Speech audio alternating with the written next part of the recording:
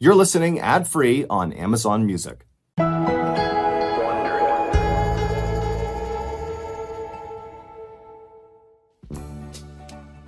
In the summer of 1983, a middle-aged Italian man held his mother's hands as they swayed about on a dance floor. His mother was in her 90s and was not able to get out very much, so this was an extremely special occasion. And this particular dance floor was on a cruise ship sailing on the Mediterranean Sea. It was an unbelievable experience he knew they would never forget. Then a slow song came on, and as they danced together, the man began to feel abnormally hot. Sweat ran down his chest and underneath his tuxedo jacket, his hair stuck to his neck, and when he touched his forehead, his hand came away wet. He told his mother he'd be right back, and then he left the dance floor, took off his jacket, and walked to the cruise deck, hoping the ocean breeze would cool him down. But when he got up there, he didn't cool down, and instead he just kept on sweating until his dress shirt was completely drenched. The man finally just ran to a bathroom in one of the cruise ship's long hallways, and he ran right over to the sink, turned on the cold water, and splashed it on his face. But when he looked up at his reflection, he couldn't believe what he was seeing. Not because of how much he was sweating, but because when he looked at his eyes, he could see his pupils had shrunk to 2 tiny pinpricks. Suddenly, he knew exactly what was wrong. He stared at his sweaty reflection and told himself he would go back out there on the dance floor and he would enjoy this night with his mother. He had to make every second count, because he was certain he'd be dead within a year.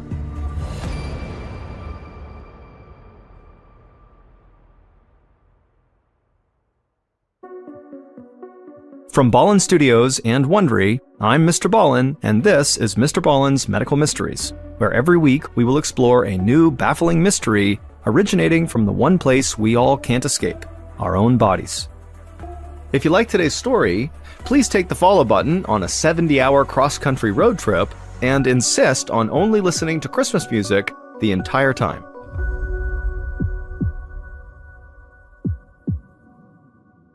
This episode is called The Curse of Veneto. On a spring evening in 1978, a 48-year-old man named Silvano walked through the doors of a grand Italian palazzo. Silvano was in this big, gorgeous house to celebrate someone's birthday, though he wasn't exactly sure whose birthday it was. This wasn't unusual for Silvano. He came from one of the most prominent families in the Veneto region, so his calendar was often packed with all kinds of galas and parties and charity events. And he never passed up an opportunity to slick back his bright red hair and dress in his favorite tuxedo. As Silvano made his way to the bar, he noticed people looking at him and whispering to each other. He tried not to pay any mind to it. Everyone in his family was the subject of gossip and rumors. It was something he'd grown up with his entire life. So Silvano ignored the chatter while he got his drink and then went to join some friends. While they talked, he caught the eye of a beautiful woman across the room. And instead of turning away or whispering to her friends, the woman smiled. Silvano smiled back. He'd always had a lot of success with dating, and he loved the bachelor lifestyle. So he excused himself from his friends and began walking in the woman's direction. But before he reached her, somebody grabbed his arm. Silvano turned to see who it was, and he saw it was his niece's husband, Ignazio. And he was out of breath, his hair was a mess, and his clothes were totally disheveled. And he told Silvano that something was terribly wrong with Silvano's sister. Silvano kept a calm expression on his face, but inside he was panicking because he knew exactly what was wrong with his sister. He told Ignazio to bring him to his sister right away, and the two men hurried off out of the party. About half an hour later, Silvano was by his sister's bedside, and she was curled up in her pajamas, totally drenched in sweat. Silvano bent down to ask how she was feeling, and when she turned to look at him, her pupils were so small he could barely see them. She stared in his direction for a moment, and then just shook her head. Tears slowly filled Silvano's eyes. He knew what that look meant. His sister had been struck by the family curse. A few months later, in early 1979, Silvano and the rest of his family stood at his sister's grave for her funeral. His mother gripped his arm, sobbing into his chest, while the priest performed the eulogy. Silvano was stricken with grief as well, but now his eyes were dry. He felt like he'd been mourning his sister ever since that night when he found out she was sick. He just didn't have any more tears to cry. He held tightly onto his mother, doing his best to offer her comfort. He whispered to her that there was nothing anyone could have done. After all, nobody survives the family curse. At this, Silvano's mother snapped her head up, glaring at him with red-rimmed eyes. She hissed at him to never speak of that again. Otherwise, he, Silvano, could be struck by this curse that had just killed his sister and had killed his father, his grandfather, and countless other relatives dating all the way back to the 1700s. Silvano apologized and his mother nodded, and then she nestled her head back into his chest. Silvano spent the rest of the funeral in stoic silence. As his sister's casket was lowered into the ground, Silvano couldn't help picturing what his own funeral would look like when this curse inevitably killed him.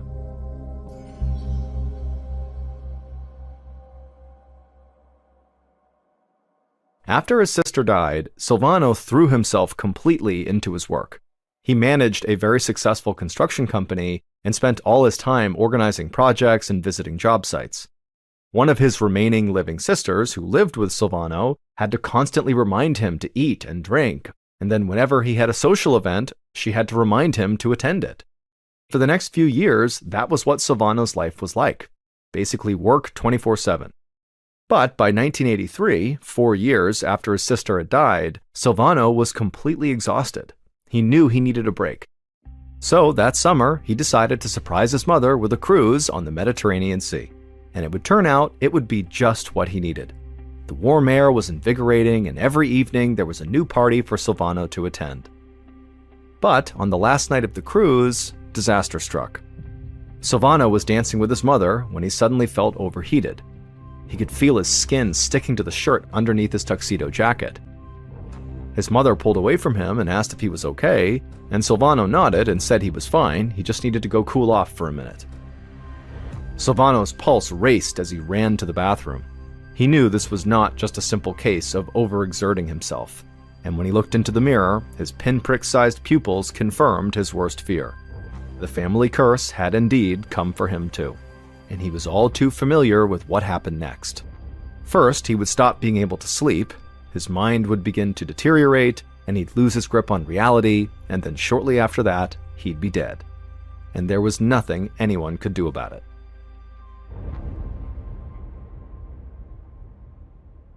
After the cruise was over, Silvano considered telling his mother and sister that he very likely had been afflicted by the family curse, but ultimately he decided against it. There was nothing they could do to stop this curse from killing him, and so he just didn't want them to worry. But it was very difficult for Silvano to hide his symptoms from his family, especially his sister who lived with him. He kept having to change clothes because he sweated through them so quickly.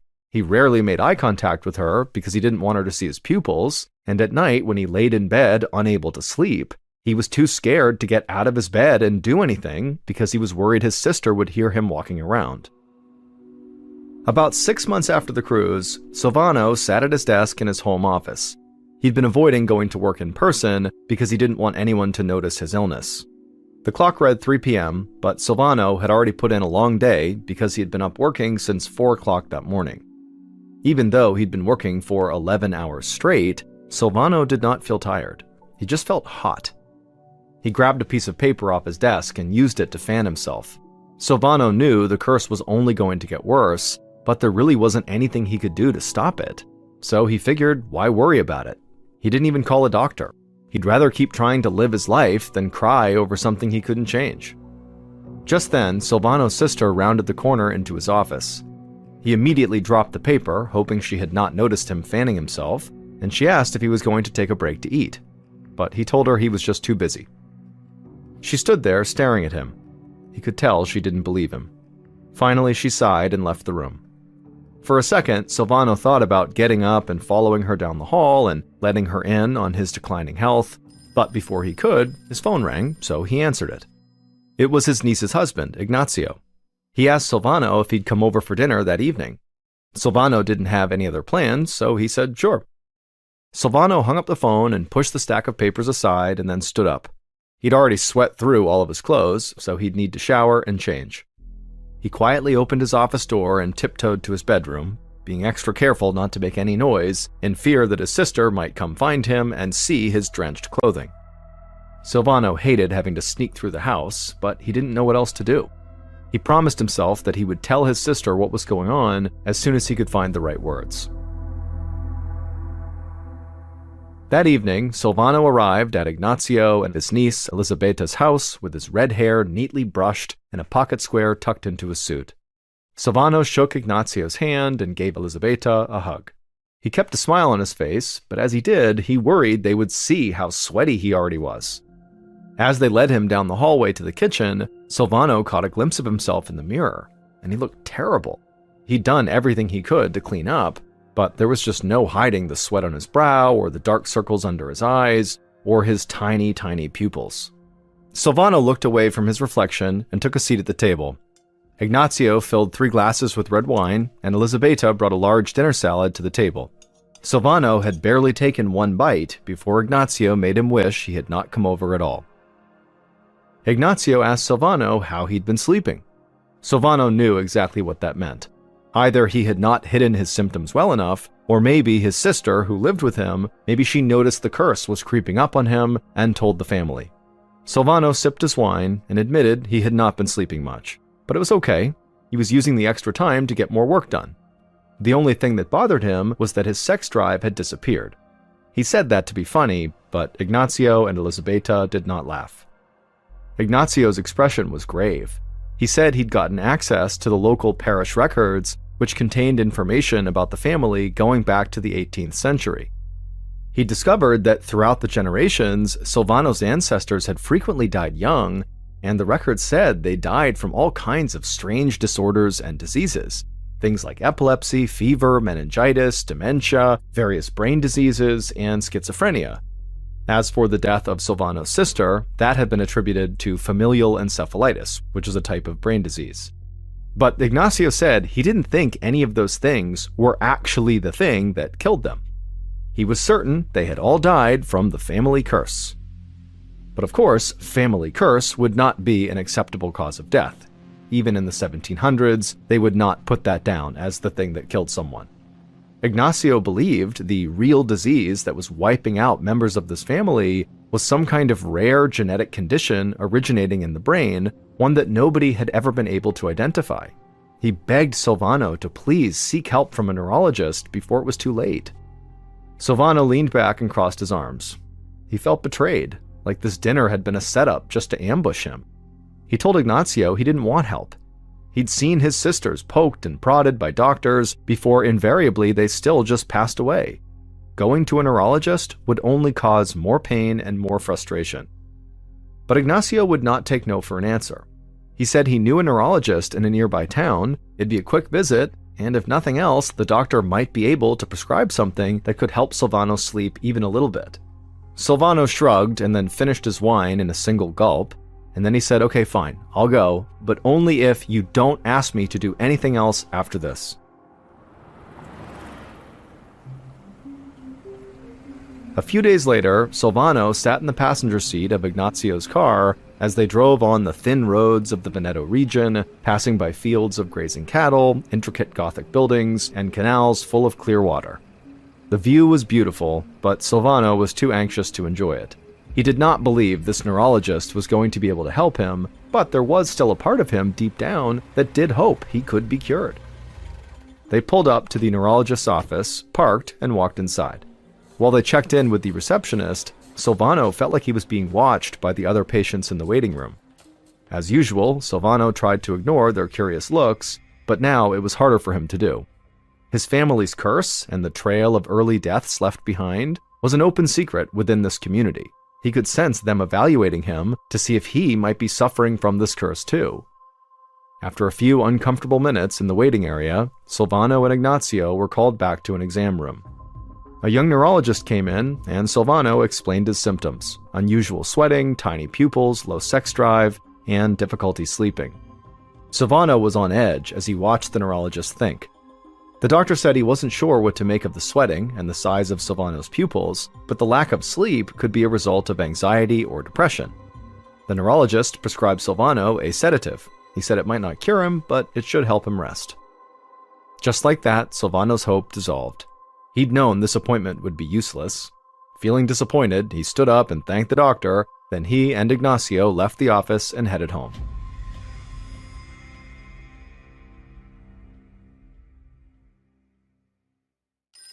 The next evening, Ignacio was in his bed with his wife when his phone rang.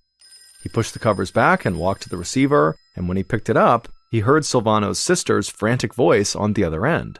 She told Ignacio to come over quickly, then the line went dead. Ignacio figured this must have something to do with Silvano and the family curse, so he rushed to his car and sped over to his uncle-in-law's house. When he got there, he flung open the door and raced inside. Silvano's sister was right inside the house in the entryway, and her eyes were wide as she watched her brother, Silvano, who was right across from her at the base of the stairs.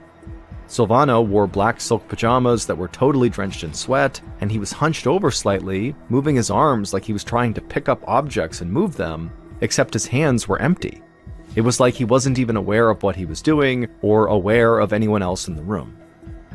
Silvano's sister whispered to Ignacio that she'd heard a commotion in Silvano's room, and when she went to investigate, she saw Silvano sitting up in bed doing this weird military-style salute. And then without a word, he'd just gotten up, walked right past her, and marched down the stairs. And so Silvano's sister had no idea what was happening or what to do. Ignacio reassured her that probably Silvano was just sleepwalking and so was not in any sort of danger. Then Ignacio walked over to his uncle-in-law and he kind of shook his shoulder, at which point Silvano woke up, acted very confused, and then said he'd been dreaming about packing a suitcase. Ignacio glanced from Silvano to Silvano's sister, and then he told both of them that, it seems like the sedative Silvano is taking is probably leading to sleepwalking. And so because sleepwalking can be quite hazardous, it's probably best that Silvano stop taking the sedative. Ignacio was naturally very worried about Silvano. Even though the first neurologist really had not worked out at all, Ignacio felt even more determined to find someone who could maybe help Silvano get better. But while Ignacio looked for another doctor, Silvano's symptoms just got worse and worse. He had not been sleeping well for months, and the exhaustion was totally getting to him. In March of 1984, so about a month after the sleepwalking episode, Silvano tried to go into the office to work. He wore cool, comfortable clothing and acted like everything was perfectly normal. But when one of his employees asked him a very simple question, it was like Silvano's brain couldn't process it, and so he literally couldn't answer. And then later, when Silvano tried to just write his name on a document, his hands were so shaky that his signature looked totally wrong. And a few times he tried to speak to his colleagues, and the words came out slurred and totally incoherent. Silvano knew he could not continue to work like this. As much as he wanted to cling to his normal life, he knew his normal life was over. So he walked into his boss's office and quit his job. As he packed up his belongings, Silvano had to face the facts. He was dying. It was heartbreaking and infuriating to know that he would succumb to the same illness that had been killing his family for centuries. But Silvano had changed his mind about one thing. He knew he was going to die, but he didn't just want to wait for death. Instead, he wanted to do everything he could to try to learn about his illness, and so that maybe he could prevent other family members from getting this family curse. Silvano hated the idea of seeing another doctor, but now he needed one. He went home that afternoon and called Ignacio, and to Silvano's relief, Ignacio said he'd actually already found the perfect neurologist. The next morning, a renowned sleep expert named Dr. Elio Lugarezzi welcomed Ignacio and Silvano to the University of Bologna's Neurological Institute in the bustling city of Bologna, Italy. Dr. Lugarezzi greeted Ignacio and then went to shake Silvano's hand, but Silvano for a second just stood there staring blankly like he didn't understand what was going on, and then suddenly he kind of snapped out of it and reached out and shook the doctor's hand.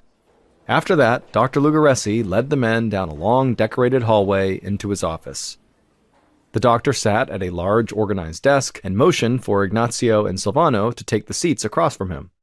Then, once they were seated, he asked Silvano what was going on. In an eerily calm and quiet voice, Silvano said he was going to die, and he knew exactly how it was going to happen. Currently, he said he was having trouble sleeping, but he was still getting maybe 2 or 3 hours of rest every night. But eventually he knew he would stop sleeping altogether, and then he would develop hallucinations, and then eventually the exhaustion would kill him.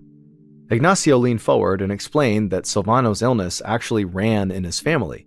2 of Silvano's sisters had died from this condition, so had his father, grandfather, and various ancestors going back more than 2 centuries. Dr. Lugaresi eyed Silvano carefully. He'd been studying sleep for over 20 years, and he'd never heard of any condition like this. But Dr. Lugaresi was very confident in his abilities as a sleep specialist, and so he assured Silvano they could find a treatment. But Silvano just shook his head and said there really was no treatment. However, even though he knew he was doomed, he wanted to try to help his family as best as he could. And so he asked Dr. Lugaresi to please study him until he died, and then after he died, take his brain and study it and try to figure out what this curse really is. Dr. Lugaresi stared at Silvano and then glanced over at Ignacio, who looked just as desperate as Silvano, and then the neurologist just nodded. He told Silvano to go home, pack up everything he needed to live at the Neurological Institute, and then come back that evening. And then, after Silvano and Ignacio left, Dr. Lugaresi and his team set up the laboratory observation room where Silvano would live. The room was small and nondescript, and had a bed in one corner and a video camera in the other. The video camera would allow doctors to record Silvano's every move. Hopefully, this would allow them to figure out what Silvano's illness really was, and who knows, maybe they might even be able to cure him. Silvano returned that evening wearing his black silk pajamas and carrying a suitcase that contained clothes and toiletries. As he stared at the building in front of him, he realized this was the place he was almost certainly going to die. Dr. Lugaresi met Silvano at the door and led him back to the observation room where he'd be staying. Silvano sat at the edge of the bed while a team of neurologists hooked him up to all kinds of monitors. A sensor around his arm measured his blood pressure, a thin band on his other arm kept track of his body temperature, a piece of plastic clamped onto his finger counted his pulse. Lastly, Dr. Lugaresi pulled out this sort of tight, stretchy hat and told Silvano to put it on. It looked kind of like a swim cap, except it was covered in small black circular sensors and cords. Silvano pulled it on, and 2 flaps of fabric hung down on either side of his face. As Dr. Lugaresi velcroed the fabric together beneath Silvano's chin, he explained that Silvano was wearing an electrode sensor cap. It was there to track and record electrical signals in Silvano's brain, which would hopefully give Dr. Lugaresi some insight into why he couldn't sleep. Silvano figured he looked absolutely ridiculous, but now was not the time to be concerned with his appearance. He was doing this to help his family. Dr. Lugaresi told Silvano he would be constantly watching him and monitoring his vital signs. Then he turned and left, and Silvano was all alone in his new bedroom. Silvano laid down and closed his eyes. The oxygen monitor dug into his finger, and the electrode sensor cap pressed into the back of his head.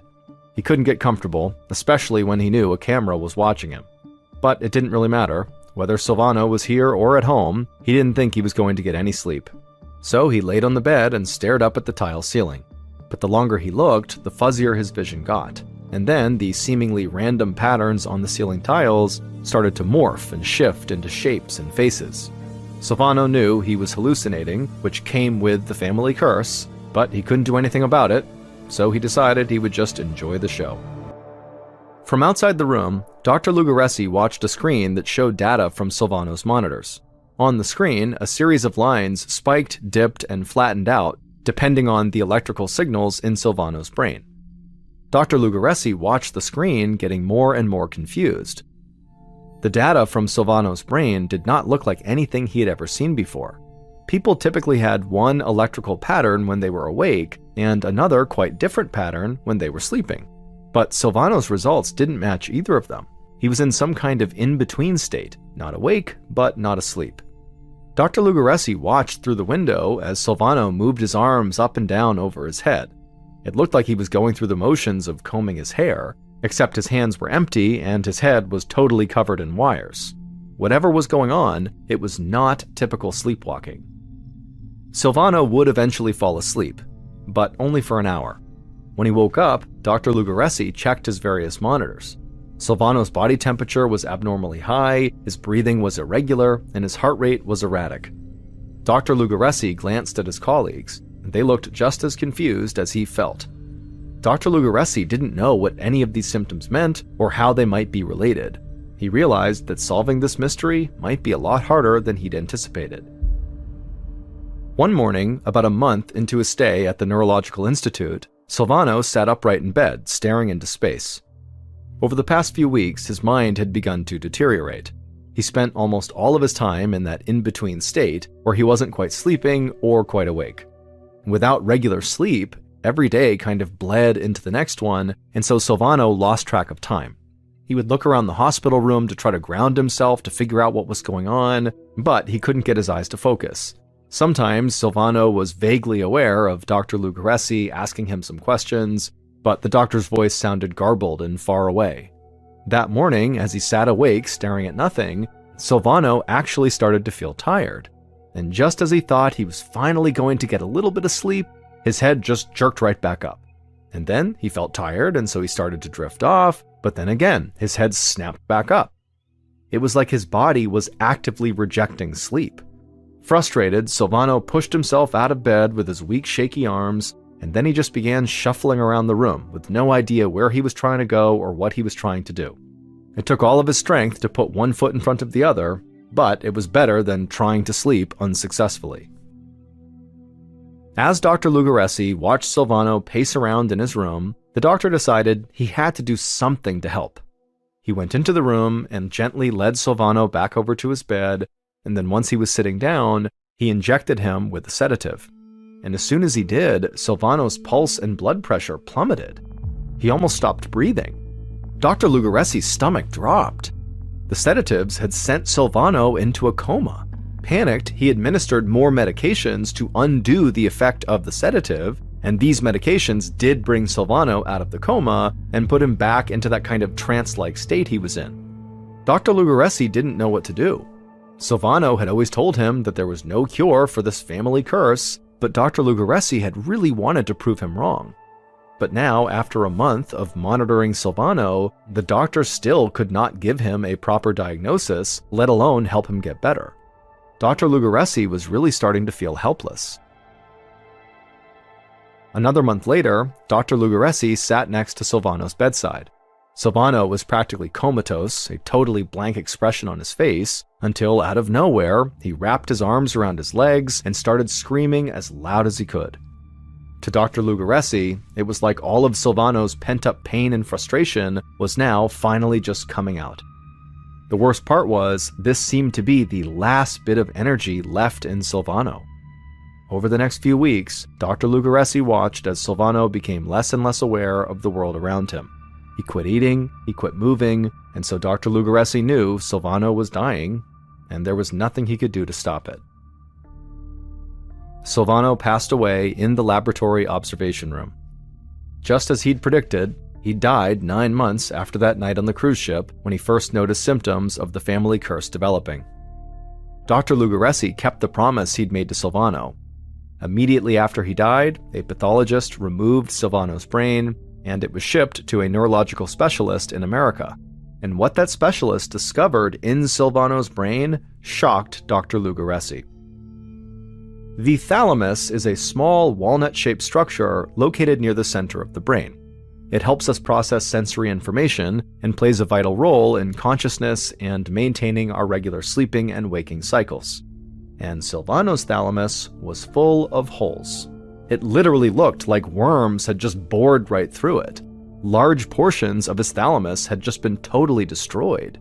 Dr. Lugaresi had never seen anything like this before. In fact, this was a new disease, and it would be named fatal familial insomnia. In 1986, Dr. Lugaresi published his findings, detailing Silvano's illness and introducing his family's curse to the scientific community. Based on further research with Silvano's relatives, Dr. Lugaresi eventually determined fatal familial insomnia is caused by malfunctioning proteins which attack the thalamus. As the thalamus is destroyed, the brain loses the ability to regulate the body and the mind. This leads to total insomnia, like literally they cannot sleep anymore, which eventually causes death. The chances of the average person developing fatal insomnia are about 1 in a million. But in Silvano's family, where the disease had been passed down genetically through generations, the chances were 1 in 2. In 1986, Silvano and his relatives were the only known people suffering from fatal familial insomnia in the world. In the years since, researchers have found about 50 other families with the same disorder. There are currently no effective treatments for fatal familial insomnia. It's a death sentence. But doctors do still continue to research the disease in hopes of someday finding a cure.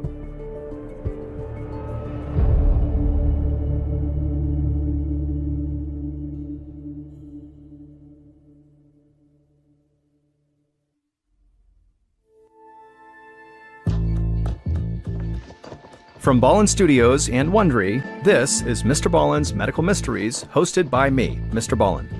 A quick note about our stories: we use aliases sometimes because we don't know the names of the real people in the story, and also, in most cases, we can't know exactly what was said, but everything is based on a lot of research. And a reminder, the content in this episode is not intended to be a substitute for professional medical advice, diagnosis, or treatment. This episode was written by Karis Allen Posh Cooper. Our editor is Heather Dundas. Sound design is by Andre Plus. Coordinating producer is Sophia Martins. Our senior producer is Alex Benedon. Our associate producers and researchers are Sarah Vitak and Teja Palakonda. Fact-checking was done by Bennett Logan. For Ballin Studios, our head of production is Zach Levitt. Script editing is by Scott Allen and Evan Allen. Our coordinating producer is Matub Zaire. Executive producers are myself, Mr. Ballen, and Nick Witters. For Wondery, our head of sound is Marcelino Villapando. Senior producers are Loredana Palavoda and Dave Schilling.